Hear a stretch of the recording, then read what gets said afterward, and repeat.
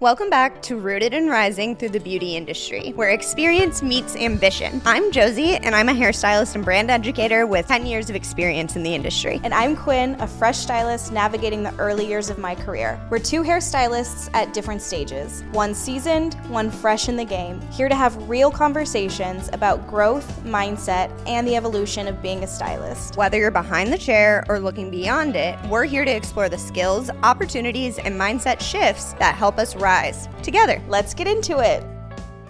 Hi everyone, welcome back to Rooted and Rising Through the Beauty Industry. First, we want to say thank you to everyone so much who's listened for the lovely feedback on our first few episodes. This has become such a fun project for Josie and I, and our team is even growing. I'm going to jump the gun on a highlight for both of us this week. We are so excited. We brought on an editor who is a friend and former colleague of mine. I worked in radio for 11 years. Her name's Nicole. You'll hear us refer to her as Nikki. She's really changed the game for us, and to have that support, it means the world. So this is your sign. If you are needing to delegate a role in a project that you have and you need to ask for help, this is your sign to do it. It really, really changed the game for us, and it's a big highlight for both of us. So I think with that, we can just jump right into more highlights and lowlights of our week. Josie, what are yours for the week? My highlight this week would have to be that I was able to go out for a detailing day with Kimber Boutte, who is our distributor salon consultant for Davines, and Davines is coming out with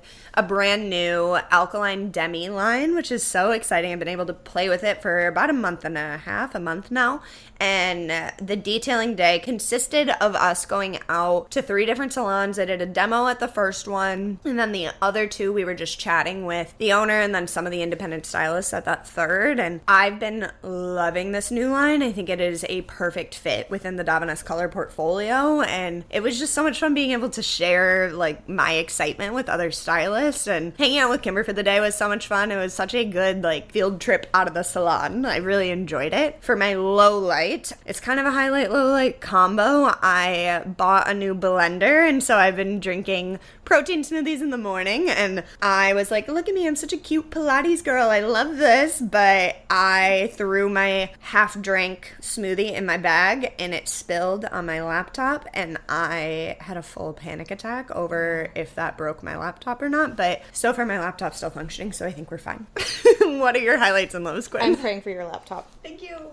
My high is this week I had the opportunity to take a class at Obsidian Hair Salon. It was Confidence Enlightening Dark Hair, which was so fun. I went with one of the stylists at the Color Bar, Sam, and it was really fun to be with her. And just it really like lights a fire in your belly, or at least in mine, to take education and get out of the salon and meet other stylists and make those connections. I learned a lot. The class was taught by 2 Color Bar alumni, which is so fun. Erin Backman owns Obsidian in Roseville, and she's so talented.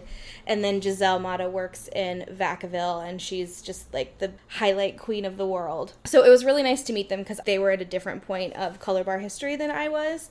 So it was nice to make that connection, and I learned a lot. My low light this week is I have eczema on my hands, which is just kind of a reality of this industry, or any industry that has their hands in water a lot. I've done so much. I can't tell you how long I've been on Reddit this week, just like diagnosing myself. It's been getting better, but if you are a stylist, wear gloves all of the time. Do not touch the chemicals with your hands, even if it's just toner. And even if it's just a treatment, the treatments have really strong actives in them, which they should, to repair the hair, but your skin might not love that, especially after repeated use and while your hands are just so wet all the time. So let that be a lesson. And I'm looking at my hands right now and I look like a lizard, but it's getting better. Yeah, that's a tough one. I'm so glad you got the opportunity to go to the class, though. I was so jealous because I was out teaching a class myself, so I wasn't able to make it, but I know it must have been incredible learning from both of them. They're both so talented, and I'm so glad you got to. I am really sorry about your fingers. It's just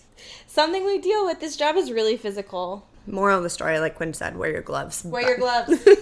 So, in today's episode, we are going to talk about something that I think is honestly really important to the both of us when it comes to how we approach working behind our chair and how we engage with our clients, which is hospitality. Quinn introduced me to a book called Unreasonable Hospitality by Will Guidara, and I honestly have been really liking it. She's raved about the book for a while, and I finally decided to pick it up. I'm about a quarter of the way through, so I actually haven't finished it yet, but we are going to pick Quinn's brain on it because she's read it a handful of times now.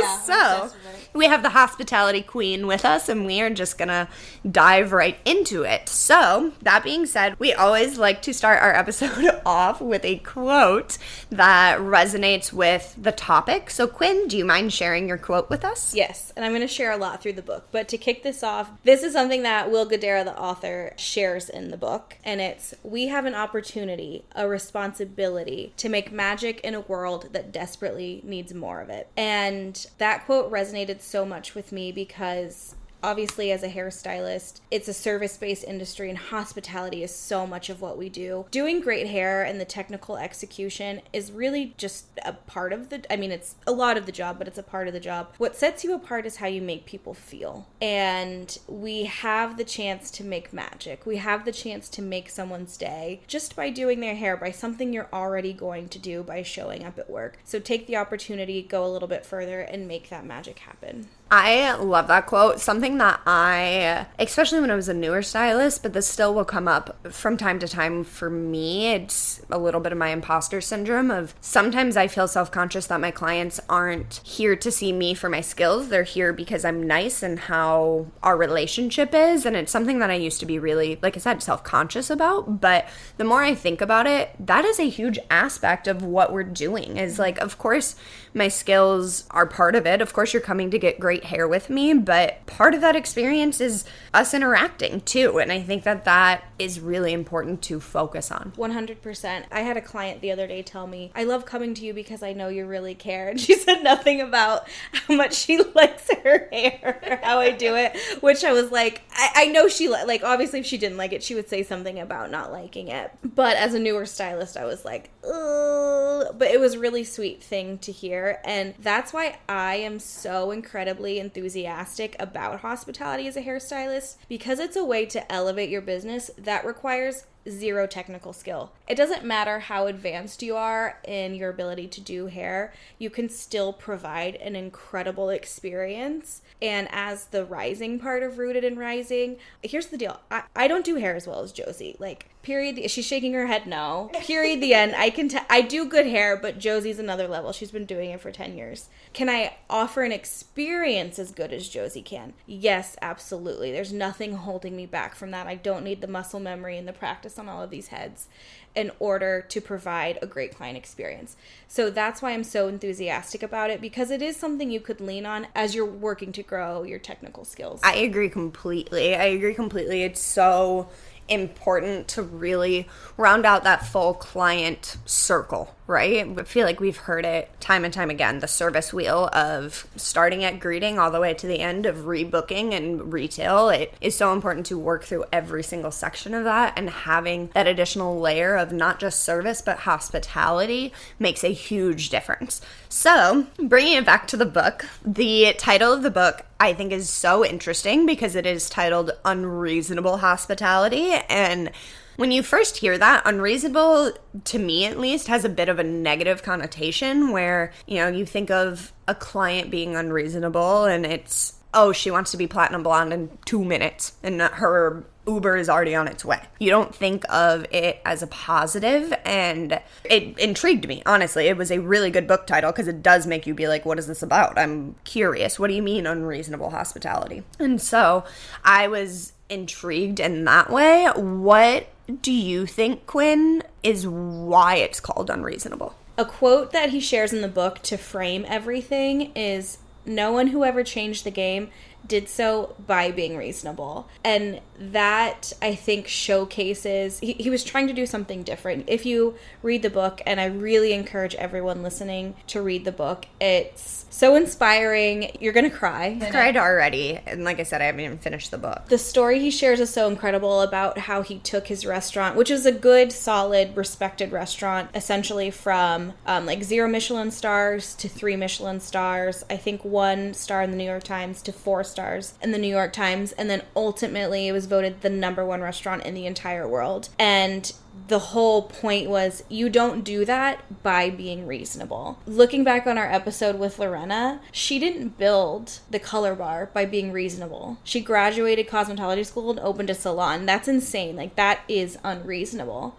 But she was able to create this thing by being unreasonable.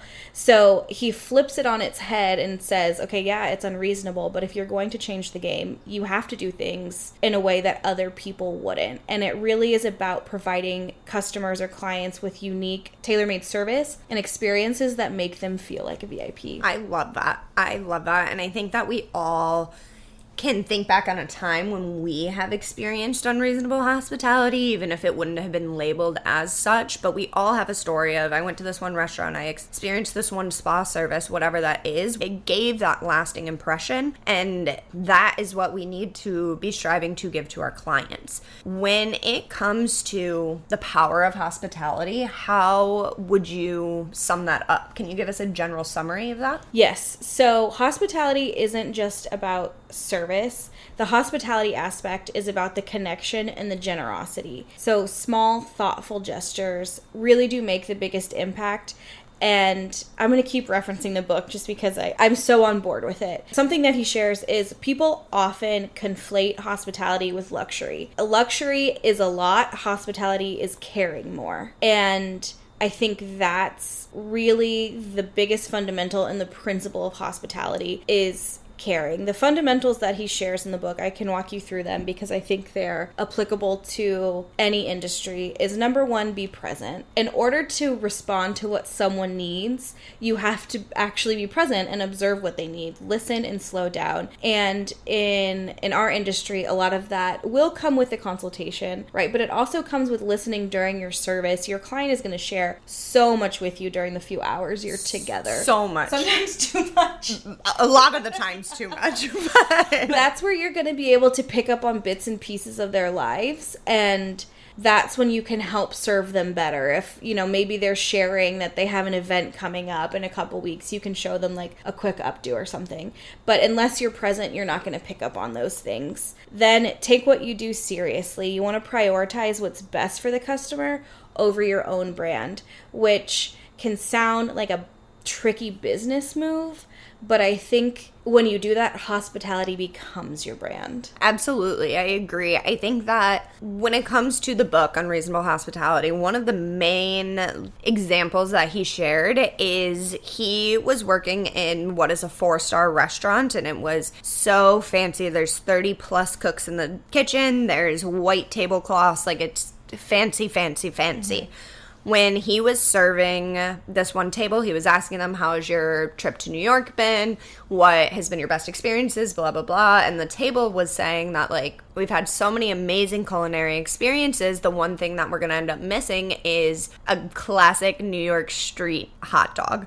And so what he did is he didn't take himself too seriously. He did not say that this is a 4-star restaurant. We would never serve a hot dog. He listened to what his customer really wanted. He brought their plates to the kitchen, ran out the back door down the street, grabbed the hot dog, and luckily was able to convince the chef to plate it pretty for him. And he was saying that the way that this table responded to literally just a hot dog was over the top, was beyond. And I think that, to your point of take what you do seriously, but don't take yourself too seriously, is being open to what does your client really want from you? Exactly.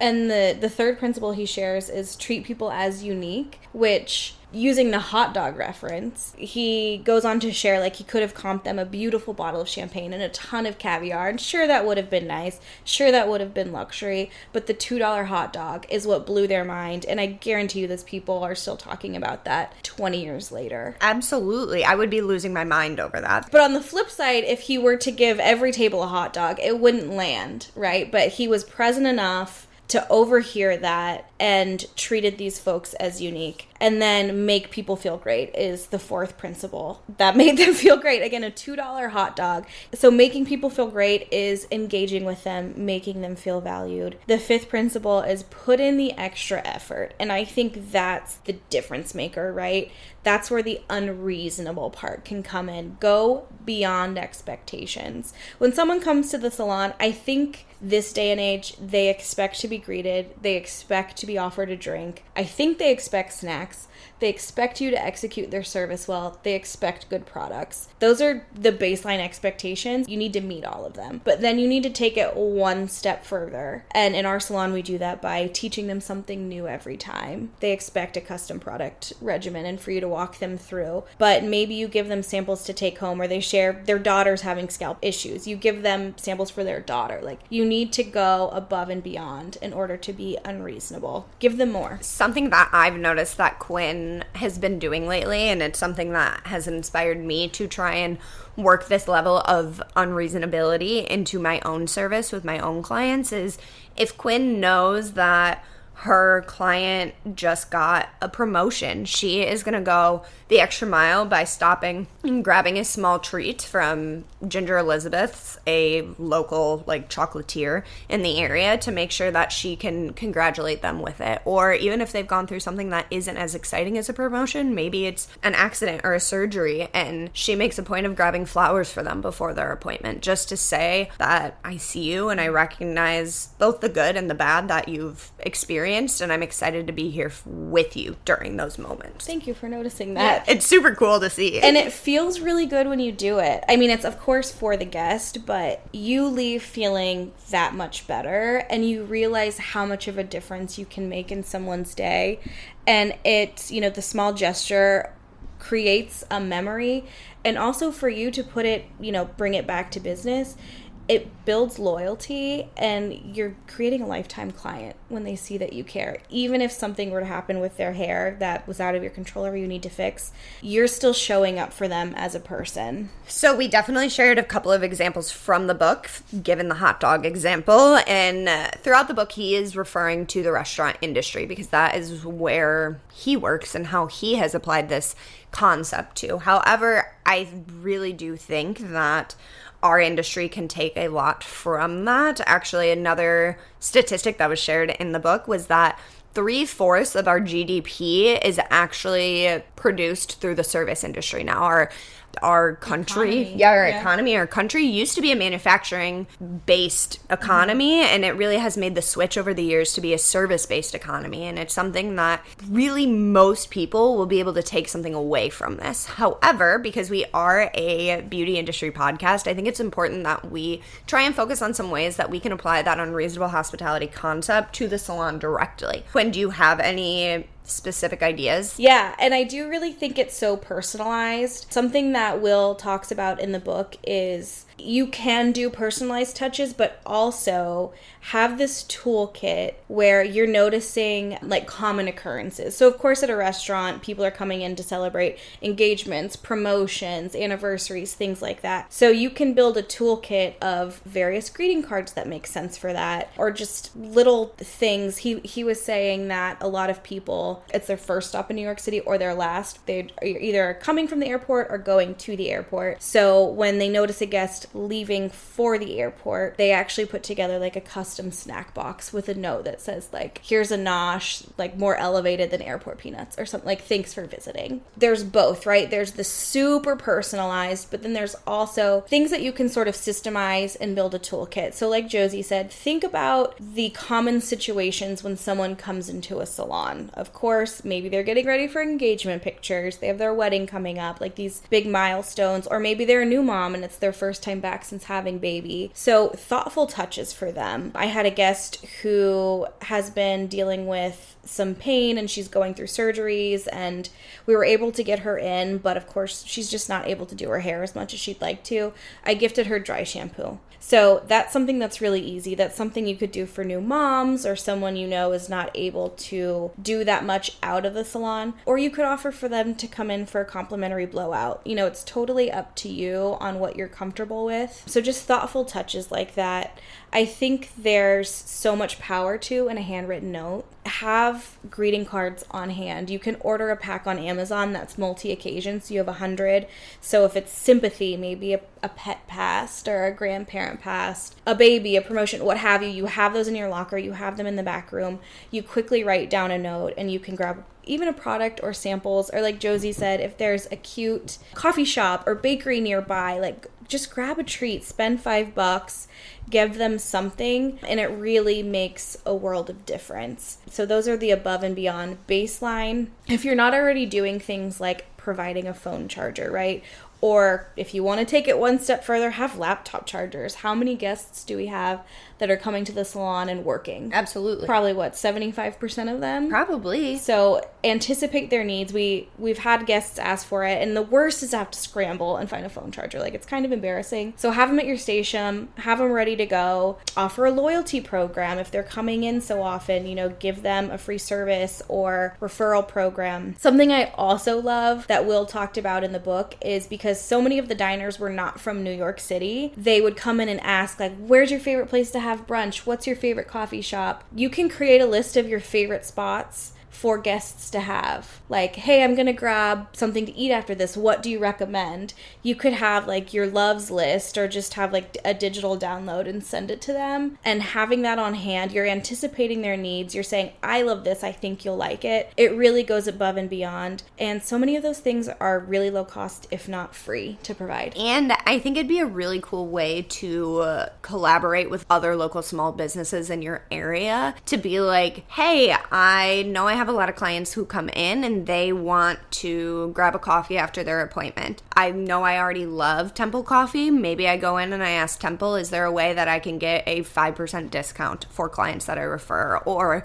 I don't know. There's just ways you can be creative with that. That is so exciting. It really is going to be dependent on your clientele, right? And what they really need. I had taken an extensions class from Rachel Nixon, who is the owner of Everything Hand Tied and the Sacred Hive in Petaluma. And when she is working on extensions, she doesn't like to talk to her clients because she really needs to focus so she can give them the best service, the best outcome for their hair. And so what she's done to provide for them is she actually has disposable headphones for people to be able to use, but she also has a iPad on hand that already has access to Netflix, Hulu, YouTube, so cool. Anything like that they could possibly want to watch, which is, I don't know, just again, an above and beyond experience to be able to not just tell them like, hey, I need to be quiet, but hey, I need to be quiet. How about you take a moment for yourself and catch up on a show you've been meaning to? I would love that. I'm a hairstylist. I wouldn't anticipate that either. So walking into appointment and her being like, what streaming service do you want to watch today? Having it cued, having the headphones. And I'm like, wow, I just get to chill and watch a show and leave with beautiful hair. Sign me up. Yeah. Every day. Every day. Sorry, Josie. I think she's going to do my extensions now. Or I'm just going to be an iPad kid while you do my extensions. That's fine too. I love that. The salon that I used to go to before I became a hairstylist, which is Tribe in Roseville, Rose Newton owns that, is also a hospitality queen. So she'll do like a seasonal sort of like takeaway for guests. She just did these beautiful like bath salt bar for Valentine's Day. So she had this like beautiful kind of apothecary-esque setup with like a big beautiful jar of Epsom salt, and you could put that into a vial for yourself and like add your essential oil of choice and top it with dried crushed rose petals, and that's a takeaway for you to have after the salon. That has nothing to do with your hair, but she cares about your relaxation and your overall well-being. That's such a cute idea. I mean, it costs some money, but it doesn't cost that much money, and in the long run, the return on investment and the loyalty that it brings to you is incredible. If we're bringing it back to business, a principle that Will talks about in his book is the 95-5 rule. Yes, and I think that this is so important to talk about because like Quinn was saying, yes, it cost a little bit of money, but in this economy, we I think we're all feeling it. Our books are a little bit slower. It's harder to get a client to commit to a more extensive service, etc. But really what's going to make people be like, no, I see the value in choosing you is those little added services. So like Quinn was saying, bringing it back to the business, doing that 95-5 rule is huge. Quinn, can you explain it to us what exactly that means? Yes. So he says he manages the expenses of the business. So 95% is managed efficiently. Like he's pinching pennies, he's finding efficiencies, he's really drilling down into that. So he has the last 5% to foolishly spend on unexpected magical experiences. He had a position at the restaurant called Dreamweavers. Later on in the book, this became what they were known for. So this person was literally employed full-time to create this 5% unexpected magic. One of the examples he shared was he turned a guest's dinner into a surprise picnic in Central Park. So set out like the picnic blanket. They commissioned a custom picnic lager from one of their partner breweries.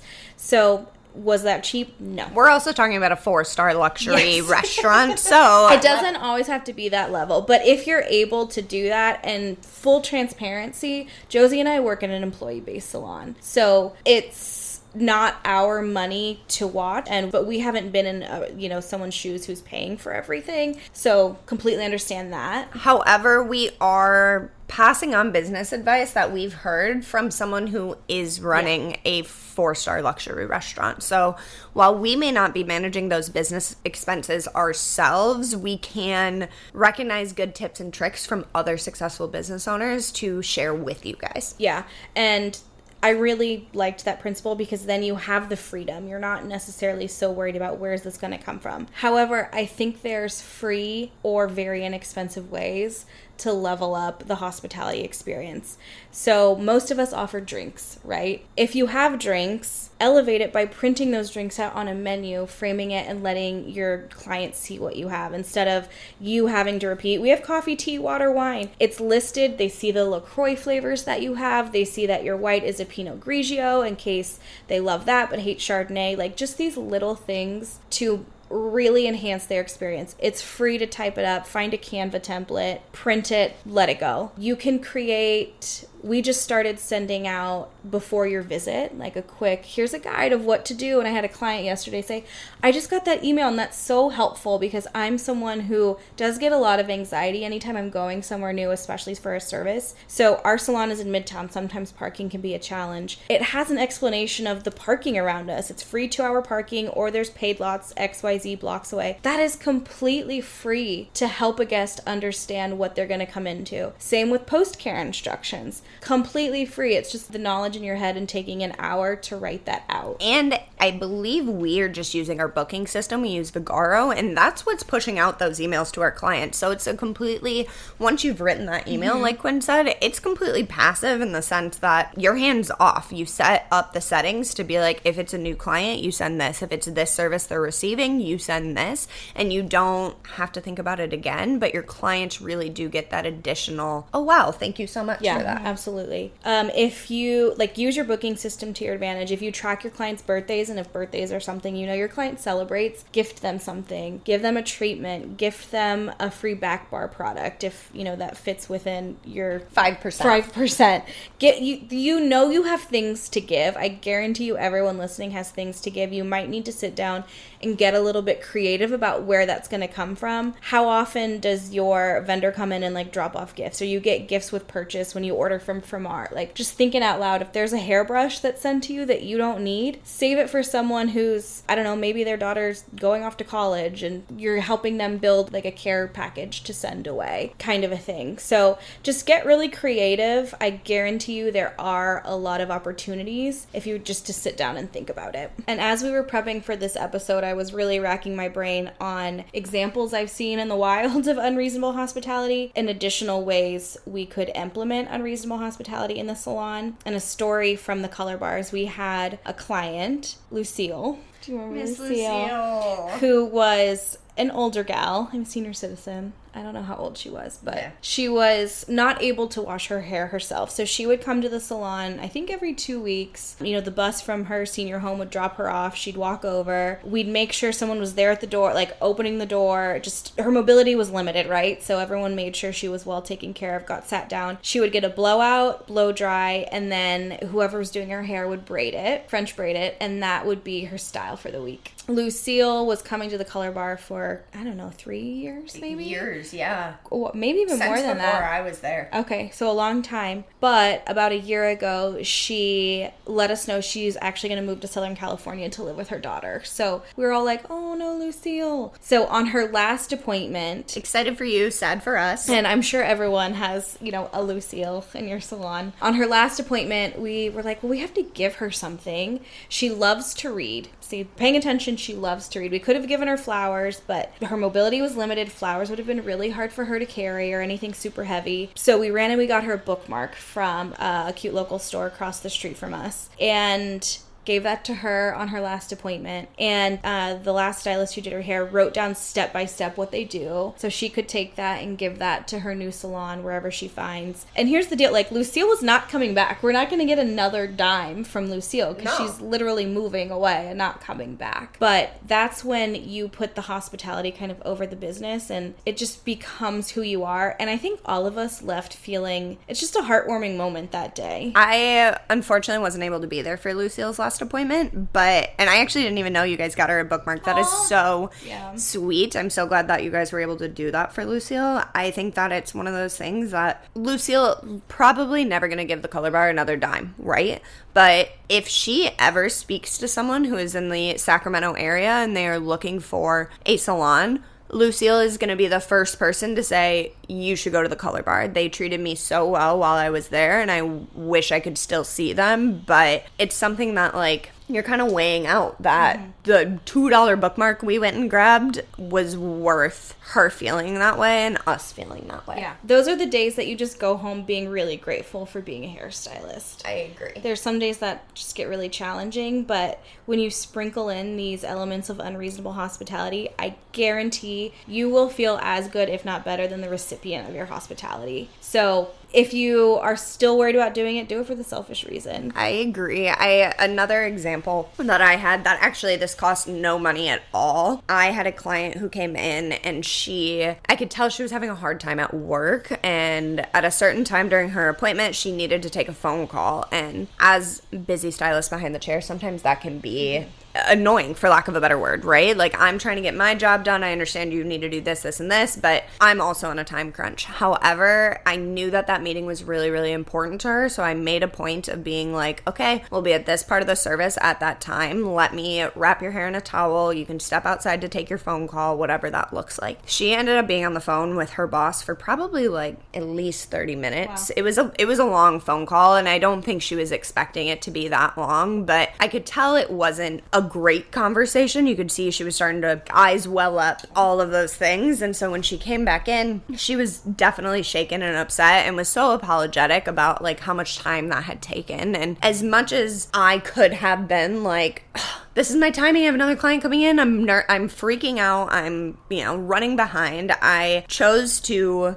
just be a little bit more humane with it, like remember the human behind it. And when she finished her phone call, I met her at the door with tissues. She profusely apologized to me for taking so much time, and I did my best to make sure that she felt okay about what had happened. I knew I had another client coming in, but luckily I work with an amazing team that was able to support me in those ways, and I know for a fact that me giving her that time, giving her that space to be upset about what was going on at work made a huge difference in her hospitality experience. I could have chosen to be like, can you get back in here and can you take the call while I'm rinsing your highlights, while I'm blah, blah, blah, blah, blah, fill in the blank. But sometimes just giving time is hospitality enough. Yeah. And you know your clients well enough to know when they need that. I think that's really lovely that you did that. And even just the anticipation of her coming back in and needing Kleenexes, like she was probably a little embarrassed to come back into the salon teary-eyed after being outside for so long, but being met with a kind face who wasn't like, hurry up girl, we gotta get you rinsed, and you anticipating the timing of, maybe if she had foils in her hair, you would have had to rush that.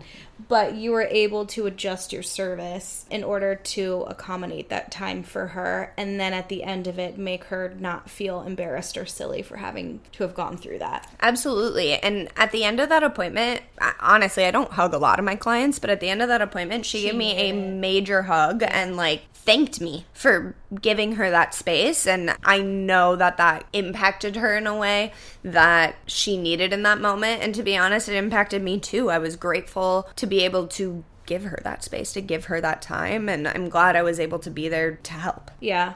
I recently had a client who I could tell is really having a challenging time. And it's a tricky line of, you can tell when something's wrong, but you don't want to necessarily poke or prod. So just use your judgment and read the situation. But we were having, a conversation and she was sharing it with me. I was applying her root coverage. And usually when you're done, you walk away, let it process. I could tell she just needed to chat. So I pulled up a stool and we talked for probably 20 of the 35 minutes. I got her tissues, and that's, a similar thing of just anticipating the fact that this person just needs a little bit of humanity right now. As much as you need to have boundaries. You need to look after yourself. Use the break when you can. I had the time that day. It was fine for me to sit down and just, listen to her kind of talk through a few things. And that really made the difference for her too. I can tell it really improved her day. It makes a big difference. And those are both two examples of ways to give that is not monetary too, A couple more examples that I think anyone could potentially implement is, like we said, having a list of local coffee shops or favorites for clients. Maybe even have your top 3 DoorDash options. If there's someone who needs to order lunch, you can say, oh my gosh, I love the shawarma salad at XYZ. More than likely, they're not super familiar with the area, so if you can just give them a recommendation, it means so much. Something I've seen done a lot is seasonal aromatherapy, put on the towels when, a client is at the bowl. I think that's really lovely, maybe giving them a choice of 1 or 2 scents. Of course, a treatment or a gifted product for a client birthday, you can figure out what makes the most sense for your business. If a client's getting married or they recently got engaged, flowers or Prosecco for them if they're someone who can have a glass of Prosecco. Something I recently did for a friend and a client who I knew was having a major surgery is I asked her to come in for a blowout, and that was complimentary for her because I know she's probably not going to be able to wash her hair for a while. I wanted her to go into surgery feeling well and, get a week's worth of wear out of that blowout. And then lastly, this is an example they shared in the book, is there's metered parking in New York City, and instead of having someone run out in the middle of I can't even imagine how much a meal at the restaurant is called 11 Madison Park, how much a meal at 11 Madison Park costs. Can you imagine having to run down the street of New York and top off your meter? But that's the reality. So a system they implemented is they would have the host say, where did you park? Did you park at a meter? And they would get the information of where the guest parked and which car was theirs, and they would go and drop 50 cents in the meter. And again, that is 50 cents, but it went such a long way in terms of the guest experience. I was talking to Lorena about this because we have free 2-hour parking around the salon, and a client will have to get out and move their car.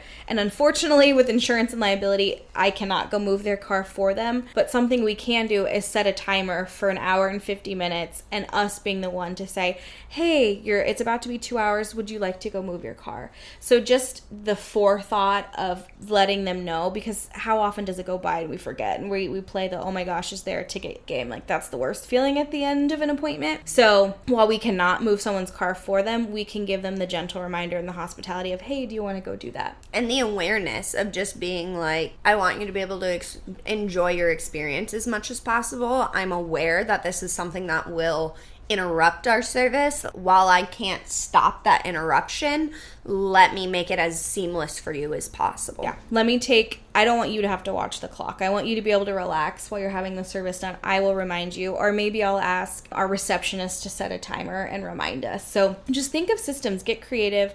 on how you can do that. And something that is completely free that I've really tried to implement from the book is one of Will's mentors, how he learned, to be the hospitality king. His name was Danny Meyer, and he's a restaurateur in New York City as well. And one of his mantras is, make the charitable assumption. If someone's running late for work, you say, hey, I noticed you're late. Is everything okay? Instead of, why are you late? Like, hurry up and get to work. And in our industry, when we're dealing with people, if a client's late or maybe their expectation is a little bit out of whack, it's really easy to feel like maybe I don't owe them this level of hospitality because they're not being that gracious to me. But if you flip that on its head and say, let me make the charitable assumption, maybe they're going through something really hard in their life. Maybe a spouse just said they want to get a divorce and then they come into their hair appointment right after. Put yourself in their shoes. That would throw you for a loop. I would not be my best self. So it's oftentimes people who are presenting salty or, just not as lovely as you would hope in a way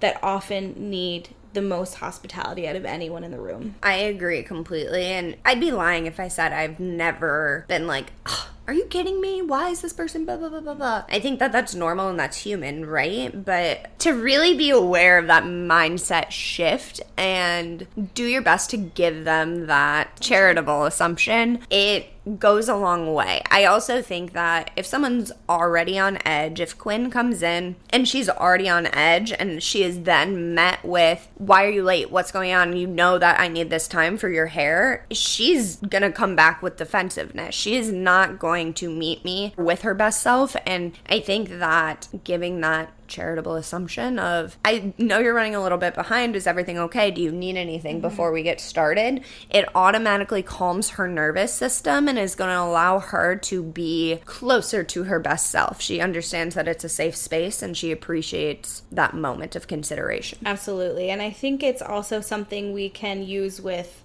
our co-stylists, our co-workers, our receptionists, our owners, our team, because it can be really frustrating if someone's maybe not contributing as much, or maybe they're running late, or they didn't clean, their color bowl or wipe down the sink. Make the charitable assumption. Maybe their client needed help up out of the bowl. Maybe their client has mobility issues and they had to usher them over and haven't gotten a chance to run back and wipe the sink down. Maybe they had to retone and they're kind of in a panic and that's why their color bowl is in the sink. We've all been there, and I know it's so easy to just be like, what the hell? Another dish, another dirty dish in the sink. This isn't mine. I don't want to have to do it. Make the charitable assumption. My therapist taught me this. Like when people are driving, right, crazy erratically on the road, her mantra is, I hope they get to the hospital okay. And I'm like, okay. That it helps you calm your nervous system too, instead of getting into this kind of fit of rage and your own defensiveness, because you're not going to be your best self and deliver a good service when you are on edge or feeling like you've been wronged either. I think that's such a good way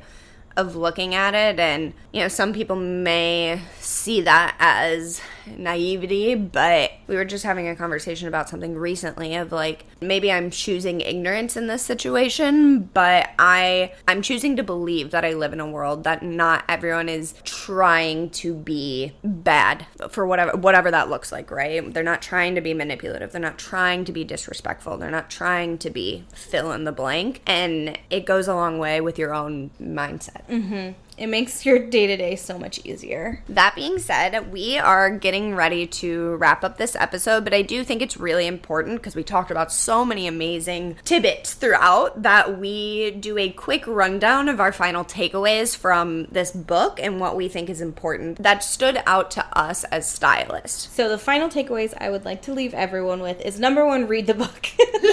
Like, please just get the book, listen to it on Audible, or Will Guidara has a wonderful 13-minute TED Talk, and I think he really captures the essence of the book in that TED Talk. Watch that. We'll link the TED Talk actually in the show notes of this episode, so that way you get the option to just quickly click it. So final takeaways are, hospitality happens when you make a connection and the client lets their guard down. Underpromise and overdeliver. Small moments of generosity have an outsized impact. And a quote from the book that I think came from Penn and Teller, Raymond Teller, the magician guy. But the quote is, "Sometimes magic is just spending more time on something than anyone would reasonably expect." So by weaving in these principles, we're not just serving clients, we're really crafting unforgettable experiences. As a final thought, we would like to bring it back to our quote that we started this episode with and expound upon it a little bit. That being said, when you work in hospitality, for our experience, the Salon,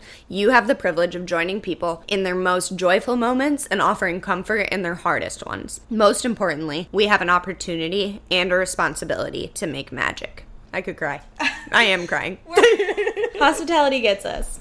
Thank you for hanging with us on Rooted and Rising through the beauty industry. Our goal is to build a community where hairstylists at every stage feel empowered, inspired, and supported. If you enjoyed this episode, please make sure to follow us wherever you listen to podcasts so you never miss a new one. And if you're loving the show, we'd really appreciate it if you left a rating or a review, share it with a fellow stylist, and join the conversation on Instagram at Rooted and Rising Beauty. It helps more stylists just like you find us. Until next time, keep growing, keep learning, stay rooted, and keep rising.